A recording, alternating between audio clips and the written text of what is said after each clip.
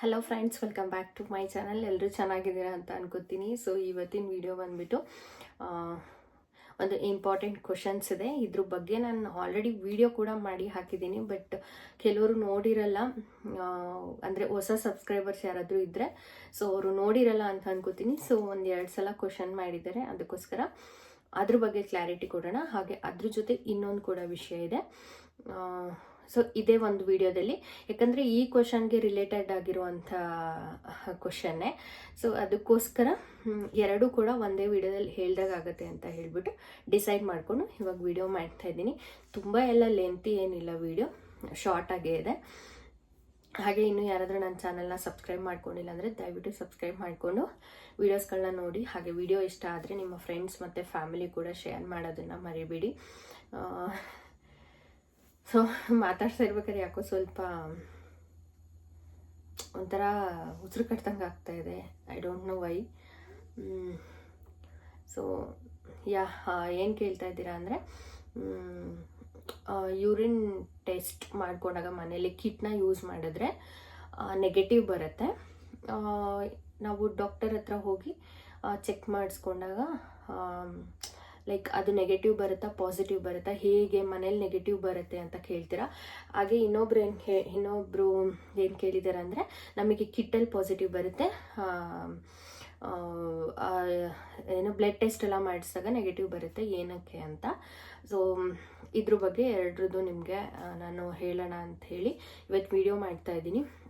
ನಿಮಗೆ ಗೊತ್ತಿರೋ ಹಾಗೆ ನನ್ನ ಫಸ್ಟ್ ಬೇಬಿ ಆಪರೇಷನ್ ಆಗೋಯಿತು. ಸೊ ಅದ್ರ ಬಗ್ಗೆ ನಾನು ವೀಡಿಯೋಸ್ ಹಾಕಿದ್ದೀನಿ, ಓಕೆನಾ. ನಿಮ್ಗೆ ಯಾರಾದರೂ ಹೆಲ್ಪ್ ಆಗುತ್ತೆ, ಈ ಥರ ಇರುತ್ತೆ ಪ್ರೊಸೆಸ್ ಅಂತೇಳಿ. ಏನೂ ರೆಸ್ಪಾನ್ಸೇ ಇಲ್ಲ ಅದಕ್ಕೆ. It's okay.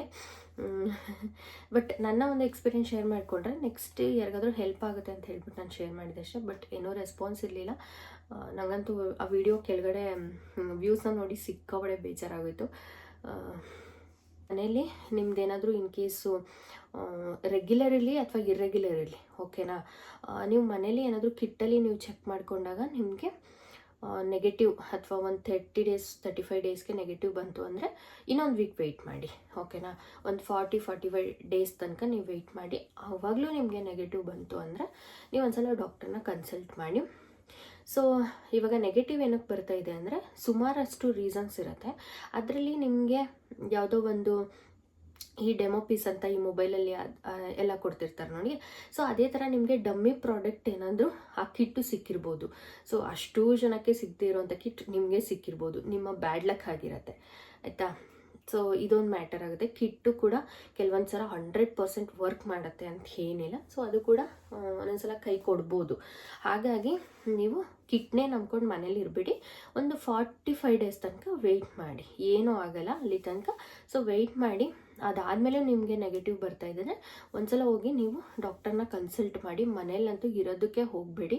ಸುಮ್ಮನೆ ನಿಮಗೆ ನೀವು ರಿಸ್ಕ್ ತೊಗೋತೀರ, ಯಾಕಂದರೆ ತುಂಬ ಕನಸುಗಳನ್ನ ಕಟ್ಕೊಂಡಿರ್ತೀರ ಒಂದು ಮಗು ಮೇಲೆ. ಸೊ ಅದನ್ನು ಹಾಳು ಮಾಡ್ಕೊಳ್ಳೋದು ನಮ್ಮ ಕೈಯಲ್ಲೇ ಇರುತ್ತೆ, ಅದನ್ನು ಉಳಿಸ್ಕೊಳ್ಳೋದು ಕೂಡ ನಮ್ಮ ಕೈಯಲ್ಲೇ ಇರುತ್ತೆ. ಸೊ ಆದಷ್ಟು ನಿಮ್ಮ ಡಾಕ್ಟರ್ನ ನೀವು ಕನ್ಸಲ್ಟ್ ಮಾಡಿ. ಹತ್ರದಲ್ಲಿ ಯಾವ ಕ್ಲಿನಿಕ್ ಇರುತ್ತೋ ಅಲ್ಲಿ ಹೋಗ್ಬಿಟ್ಟು ತೋರಿಸ್ಕೊಳ್ಳಿ. ಅದಾದಮೇಲೆ ನಿಮಗೆ ಅವರು ಬ್ಲಡ್ ಟೆಸ್ಟ್ ಹೇಳ್ತಾರೆ. ಆಲ್ಮೋಸ್ಟ್ ಬ್ಲಡ್ ಟೆಸ್ಟಲ್ಲಿ ಫುಲ್ಲು ಗೊತ್ತಾಗುತ್ತೆ ಅಂತ ಹೇಳೋಕ್ಕಲ್ಲ, ಒಂದು ಅಲ್ಟ್ರಾಸೌಂಡ್ ನೀವು ಮಾಡಿಸ್ಕೋಬೇಕಾಗುತ್ತೆ. ಬ್ಲಡ್ ಟೆಸ್ಟ್ ಏನಾಗುತ್ತೆ, ಇವತ್ತು ನೀವು ತೋರಿಸಿದ್ರೆ ನಾಳೆ ರಿಸಲ್ಟ್ ಸೊ ಈ ಥರ ಸಿಗುತ್ತೆ. ಅಥವಾ ಇಮಿಡಿಯೇಟ್ ಸಿಗುತ್ತೇನೋ ಗೊತ್ತಿಲ್ಲ ನನಗೆ, ಮೇ ಬಿ ನೆಕ್ಸ್ಟ್ ಡೇನೇ ಸಿಗೋದು, ಆಯಿತಾ. ಸೊ ನೀವೊಂದು ಅಲ್ಟ್ರಾಸೌಂಡ್ ಮಾಡಿಸ್ಕೊಂಡ್ಬಿಟ್ಟಿದ್ದೀರಾ ಅಂತ ಅಂದರೆ ನಿಮ್ಗೆ ಆವಾಗಲೇ ಗೊತ್ತಾಗ್ಬಿಡುತ್ತೆ. ಸೊ ನಿಮಗೆ ಕಿಟ್ಟಲ್ಲಿ ನೆಗೆಟಿವ್ ಏನಾದರೂ ಬಂದರೆ ನೀವು ಸ್ಕ್ಯಾನಿಂಗ್ ಮಾಡಿಸಿದಾಗ ಪಾಸಿಟಿವ್ ಬಂದೇ ಬರುತ್ತೆ, ನೀವೇನಾದರೂ ಕನ್ಸೀವ್ ಆಗಿದ್ದರೆ. ಇಲ್ಲ ನೆಗೆಟಿವ್ ಎರಡರಲ್ಲೂ ಬಂತು ಅಂದರೆ ನೀವು ಕನ್ಸೀವ್ ಆಗಿಲ್ಲ ಅಂತ ಅರ್ಥ. ಸೊ ಕೆಲವೊಂದು ಸಲ ಹೇಳ್ತೀನಿ, ಇದು ನನ್ನ ವಿಷಯದಲ್ಲಿ ನಡೆದಿರುವಂಥದ್ದು. ಸೊ ನಾನು ಸುಮಾರಷ್ಟು 30 ಡೇಸಿಂದ ಒಂದು 45 ಡೇಸ್ 50 ಡೇಸ್ ತನಕ ನಾನು ಕಿಟ್ಗಳನ್ನ ಎವ್ರಿ ಡೇ ಯೂಸ್ ಮಾಡಿದ್ದೀನಿ. ಹತ್ತತ್ರ ನನಗೆ ತಿಳಿದಿರೋ ಮಟ್ಟಿಗೆ ಒಂದು 10 ಕಿಟ್ಸ್ನ ನಾನು ಯೂಸ್ ಮಾಡಿದ್ದೀನಿ, ಓಕೆನಾ. ಒಂದು 3ನೇ ಕಿಟ್ ಅಂದರೆ 10ನಲ್ಲಿ 3 ಕಿಟ್ಸ್ ರಿಮೈನಿಂಗ್ ಇದೆ ಅನ್ಬೇಕಾದ್ರೆ ನನಗೆ ಲೈಟಾಗಿ ಲೈನ್ ಬರೋದಕ್ಕೆ ಸ್ಟಾರ್ಟ್ ಆಯಿತು. ಬಟ್ ಆದರೂ ಕೂಡ ನಾನು ಡಾಕ್ಟರ್ ಹತ್ರ ಹೋದೆ. ಸೊ ಅಂದರೆ ಇದೆ ನನ್ನ ಕಿಟ್ಟಲ್ಲಿ ಲೈನ್ಸ್ ಇದೆ. ಸೊ ನಾನೇನು ಮಾಡಿದೆ, ನಾನು ಆ್ಯಕ್ಚುಲಿ ಅವಾಗ ತುಮಕೂರಲ್ಲಿಲ್ಲ, ಸೊ ಚಳ್ಳಕೆರೆಯಲ್ಲಿ ನಾನು ಸ್ಕ್ಯಾನಿಂಗಿಗೆ ಹೋಗಿದ್ದು. ಅಲ್ಲಿ ಹೋದಾಗ ಅವರು ಸ್ಕ್ಯಾನಿಂಗ್ ಬರ್ಕೊಟ್ರು, ಅಲ್ಟ್ರಾಸೌಂಡೆಲ್ಲ ಬರ್ಕೊಟ್ರು. ಸರಿ ಆಯಿತು ಅಂತ ಹೇಳಿಬಿಟ್ಟು ಅದನ್ನು ಮಾಡಿಸ್ಕೊಂಡಾಗ ಅವ್ರು ಹೇಳಿದರು, ಇಲ್ಲ ನಮಗೆ ಇದರಲ್ಲಿ ಲೈಕ್ ನೀವು ಅಂದರೆ ಫಸ್ಟು ನಾನು ಸ್ಕ್ಯಾನಿಂಗ್ ಹೋದಾಗ ಏನೇನು ಸಿಮ್ಟಮ್ಸ್ ಇದೆ ಅಂತ ಕೇಳಿದ್ರು. ನನಗೆ ಈ ಥರ ಲೈಟಾಗಿ ವಾಮಿಟ್ ಬರೋ ಥರ ಅನಿಸುತ್ತೆ, ಬಟ್ ಯಾವಾಗಲೂ ಅಲ್ಲ, ಲೈಟಾಗಿ ಸ್ಟಾರ್ಟ್ ಆಗಿದೆ ಮತ್ತು ತುಂಬ ಬ್ಯಾಕ್ ಪೇಯ್ನ್ ಇದೆ, ನಂಗೆ ಜಾಸ್ತಿ ಹೊತ್ತು ಕೂರಕ್ಕೆ ಆಗ್ತಾನೇ ಇಲ್ಲ ಅಂಥೇಳಿ. ಓಕೆ, ಇದೆಲ್ಲ ಸ್ವಲ್ಪ ಪ್ರೆಗ್ನೆನ್ಸಿ ಸಿಮ್ಟಮ್ಸೇ ಇರುತ್ತೆ, ಒಂದು ಅಲ್ಟ್ರಾ ಸ್ಕ್ಯಾನ್ನ ಮಾಡೋಣ ಅಂಥೇಳಿ ಮಾಡಿದ್ರು. ಸೊ ಅದರಲ್ಲಿ ಏನಾಯಿತು ಅಂದರೆ ನಿಮಗೆ ಇದು ನಿಮಗೆ ನಾನು ಕನ್ಫರ್ಮ್ ಅಂತಲೂ ಹೇಳೋಕ್ಕಾಗ್ತಾಯಿಲ್ಲ, ಅಥವಾ ನೀವು ಪ್ರೆಗ್ನೆಂಟ್ ಇದ್ದೀರಾ ಅಂತಲೂ ನಾನು ಹೇಳೋಕ್ಕಾಗ್ತಾಯಿಲ್ಲ. ಯಾಕಂದರೆ ನಂದು ಆಲ್ರೆಡಿ 45 ಡೇಸ್ ಮೇಲೆ ಆಗಿಬಿಟ್ಟಿತ್ತು, ಎಷ್ಟೊತ್ತಿಗಾಗಲೇ ಪೂರ ಕನ್ಫರ್ಮ್ ಆಗಿರುತ್ತೆ. ಸೊ ಅವ್ರು ಹೇಳ್ತಾ ಇದ್ದಾರೆ, ರಿಪೋರ್ಟ್ಸ್ನೆಲ್ಲ ಚೆಕ್ ಮಾಡಿಬಿಟ್ಟು ನಾನು 100% ಹೇಳೋಕ್ಕಾಗಲ್ಲ, 50-50 ಇದೆ, ಸೊ ನೀವು ಇನ್ನು ಸ್ವಲ್ಪ ದಿನ ಬಿಟ್ಕೊಂಬನ್ನಿ ಅಂತ ಹೇಳಿದ್ರು. ಸೊ ಈ ಥರ ಕೂಡ ಆಗುತ್ತೆ, ಯಾಕಂದರೆ ನಮಗೆ ಒಂದೊಂದ್ಸಲ ಕಿಟ್ಟು ಚೆನ್ನಾಗಿ ವರ್ಕ್ ಆದ್ರೂ ಸ್ಕ್ಯಾನಿಂಗ್ ರೂಮಲ್ಲಿ ಚೆನ್ನಾಗಿ ವರ್ಕ್ ಆಗಲ್ಲ, ಸ್ಕ್ಯಾನಿಂಗ್ ರೂಮಲ್ಲಿ ಚೆನ್ನಾಗಿ ವರ್ಕ್ ಆಯಿತು ಅಂದರೆ ಕಿಟ್ ಚೆನ್ನಾಗಿ ವರ್ಕ್ ಆಗಲ್ಲ. ಸೊ ಈ ಥರ ಇರುತ್ತೆ. ಅದಾದಮೇಲೆ ಮತ್ತೆ ನಾನು ನೆಕ್ಸ್ಟ್ ಚಾನ್ಸ್ನ ನಾನು ಎಲ್ಲೆಲ್ಲೂ ತೊಗೊಳ್ಳಿಲ್ಲ, ಡೈರೆಕ್ಟ್ ನಾನು ತುಮಕೂರಿಗೆ ಹೋಗ್ಬಿಟ್ಟು ಅಲ್ಲಿ ನಾನು ಚೆಕ್ ಮಾಡಿಸ್ಕೊಂಡಾಗ ನನಗೆ ಪ್ರೆಗ್ನೆನ್ಸಿ ಕನ್ಫರ್ಮ್ ಇದೆ ಅಂತ ಬಂತು. ಸೊ ಫಸ್ಟು ನನಗೆ ಡಾಕ್ಟರ್ ಕೇಳಿದ್ದು, ನಿಮಗೆ ಅಬೋಷನ್ ಆಗಿದೆಯಾ ಅಂತ ಕೇಳಿದ್ರು. ಹಾಂ ಡಾಕ್ಟರ್, ಫಸ್ಟ್ ಬೇಬಿ ನಂಗೆ ಅಬೋಷನ್ ಆಗಿದೆ ಅಂತ ಹೇಳಿದೆ. ಆವಾಗ ಡಾಕ್ಟರು ನನಗೆ ನೆಕ್ಸ್ಟು ಈ ಬೇಬಿಗೆ ನನಗೆ 2 ಡೇಸ್ ಏನೋ ಅಡ್ಮಿಟ್ ಮಾಡಿಕೊಂಡ್ರು. ಏನು ಪ್ರಿಕಾಕ್ಷನ್ಸ್ ಇದೆ, ಏನು ಮೆಡಿಸಿನ್ಸ್ ಕೊಡಬೇಕು ಅಬೌಟ್ ಆಗದೆ ಇರೋ ಥರ ಅಂತ ಹೇಳಿಬಿಟ್ಟು, ಸೊ ಅದಕ್ಕೆಲ್ಲನೂ ಅವ್ರ ಪ್ರೋಸೆಸ್ನ ಮುಂದುವರಿಸಿದ್ರು. ಸೊ ಹೆಲ್ತಿ ಬೇಬಿ ಕೂಡ ಆಯಿತು. ಈ ಥರ ಇರುತ್ತೆ ನೋಡಿ. ಇವಾಗ ಡಾಕ್ಟರೇ ನಮಗೆ ಕೆಲವೊಂದು ಸಲ 50-50 ಅಂತ ಹೇಳಿದಾಗ ಏನು ಮಾಡೋದು ಅಂತಲೇ ಗೊತ್ತಾಗಲ್ಲ. ಯಾಕಂದರೆ ನಂದು ಕಿಟ್ಟಲ್ಲಿ ಆಲ್ರೆಡಿ 2 ಲೈನ್ ಬಂದಿದೆ, ಓಕೆನಾ, ಅಲ್ಲಿಗೆ ಪ್ರೆಗ್ನೆನ್ಸಿ ಕನ್ಫರ್ಮ್ ಅಂತಲೇ ಅರ್ಥ. ಬಟ್ ಡಾಕ್ಟರ್ ನೋಡಿದ್ರೆ ನಾವು ಹೇಳೋಕ್ಕಾಗಲ್ಲ ಅಂತ ಹೇಳ್ತಾರೆ. ಲೈಕ್ ಅವ್ರಿಗೆ ಗೊತ್ತಾಗ್ಬಿಡುತ್ತೆ ಅಲ್ಟ್ರಾಸೌಂಡ್ ಮಾಡಿದ್ರೆ, ಯಾಕೆಂದರೆ ಹಾರ್ಟ್ ಬೀಟ್ ಆಲ್ರೆಡಿ ಸ್ಟಾರ್ಟ್ ಆಗಿರುತ್ತೆ ಬೇಬಿದು. ಅದು ಹೆಂಗೆ ಇವರು 50-50 ಅಂತ ಹೇಳ್ತಾರೆ ಅಂತ ನನಗೆ ಡೌಟ್ ಆಯಿತು.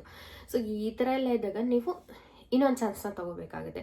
ಸೊ ಒಂದೇ ಕಡೆ ನೀವು ಸ್ಟಿಕ್ ಆನ್ ಆಗೋದಕ್ಕಿಂತ ನಾನೇನು ಮಾಡಿದೆ, ಇಲ್ಲಿ ಹೇಳಿದಾಗ ಹಿಂಗೆ 50-50 ಅಂತ ಹೇಳಿದ್ರು, ನನಗೆ ಇನ್ನೊಂದು ವೀಕ್ ಅಥವಾ 10 ಡೇಸ್ ಏನೋ ಬಿಟ್ಕೊಂಬನ್ನಿ ಅಂತ ಹೇಳಿದ್ರು.